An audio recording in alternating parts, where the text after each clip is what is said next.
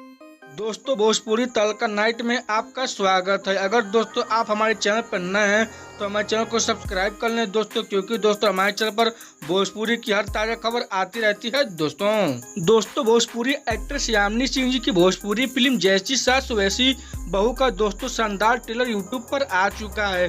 तो जो लोग दोस्तों अभी तक इस फिल्म के ट्रेलर को दोस्तों नहीं देखे हैं तो इसी के बारे में दोस्तों आप लोग को बताने वाले हैं कि दोस्तों आप लोग इस फिल्म के ट्रेलर को दोस्तों यूट्यूब पर कहां पर देख सकते हैं। बात करते हैं दोस्तों इस फिल्म की कहानी के बारे में। तो दोस्तों ये फिल्म पूरी तरह से सास बहू के फिल्म पर आधारित फिल्म है दोस्तों। और हाँ दोस्तों, आप लोग को ये भी फिल्म बहुत ही कमाल की लगने वाली है।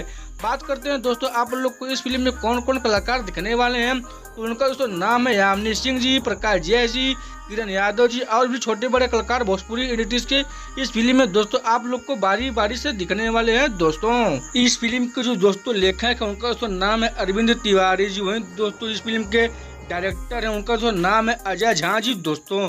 और दोस्तों जो इस फिल्म में प्रोड्यूसर है उनका दोस्तों नाम है विनय सिंह जी और रामा प्रसाद जी दोस्तों।